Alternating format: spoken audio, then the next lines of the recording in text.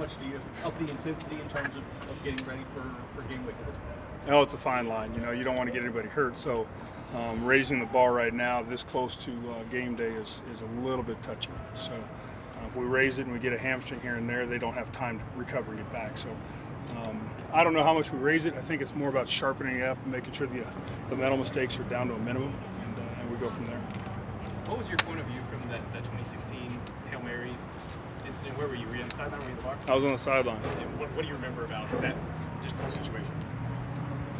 I remember it didn't feel very good, and I remember when I got home and I'm sitting on my patio, it felt worse. And I remember thinking that that was one of the unfortunate happenings in college football, and certainly recent memory. So we certainly haven't had that lost on us. We're excited to play the game. We understand that this is a great opponent.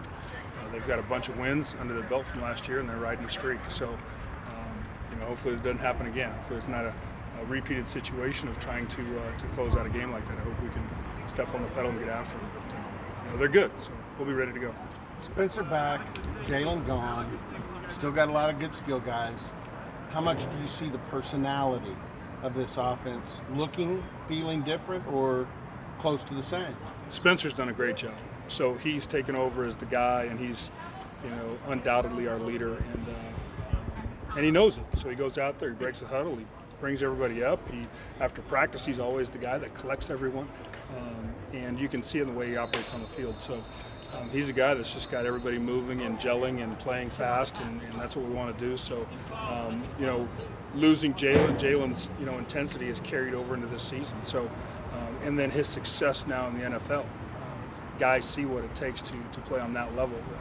We had an NFL running back here that didn't get drafted. How about that? Life is good. So we'll see what he does in the show. But our guys have fed off of his success at that level right now. At least what we're hearing is all great things coming back out of that camp in Pittsburgh. How do you anticipate the running back snaps being divvied up? Is that something you already have a handle on for what you want to do next week, or is it? Do you have a plan for it? I have a pretty good plan, but as of right now, if I get into that, it's game plan stuff and trying to avoid all that stuff. I can, but Dom's our guy, and everybody knows that. It's no secret. So I'd like to get him started and get going, because he's the one that has got to really start to carry us through this season. So I'd like to get him, a lot of good experience in this first game if we can. As you look at their defense, what do you see as their strengths? Obviously, it looks like that front is pretty good. Yeah, the defensive front four is they're good. I mean, they're nationally ranked in a lot of categories, so that's not lost on us either. So we get it. We want to try and slow those guys down. If we can do that, then we feel we have a chance. But if they get started, if they get their motors revved up, man, it's going to be a long day for Spencer. So we've got to try and minimize those guys, the front four.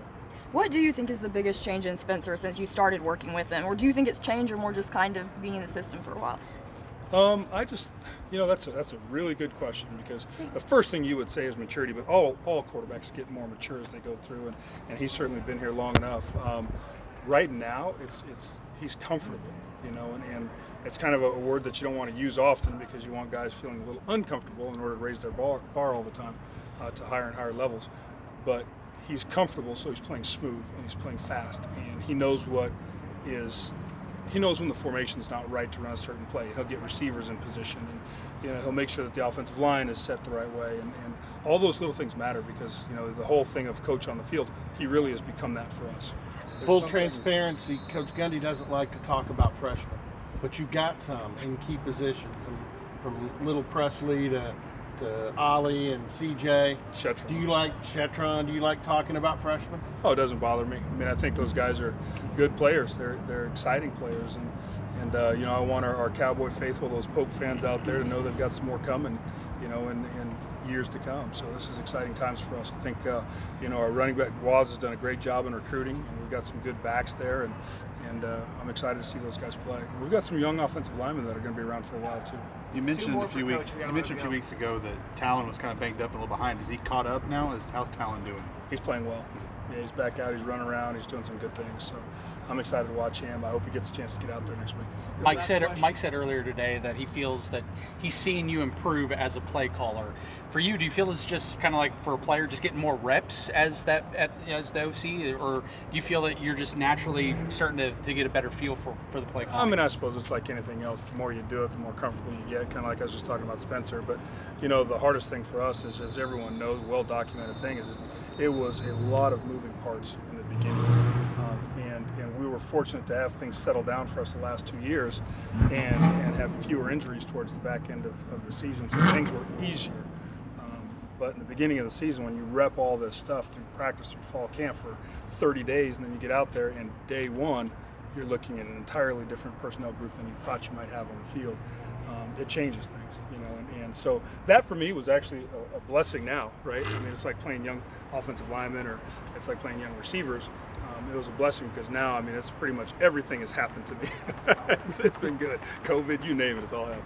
And just kind of quick follow-up, he said that he sees you potentially being good enough for the NFL. Is that Or a a goal head for you, or as a head coach? I mean, you've already been in the NFL, but would you like to get back there? I haven't thought about it. I really have not thought about it. Do I want to be a head coach someday? Sure. I mean, I think just about everybody that gets in this profession dreams of themselves being able to get to the next level and in the profession. Compete! And call play, not call plays, but be the head coach and essentially call it for the team. So, sure. So that's always a goal and an aspiration.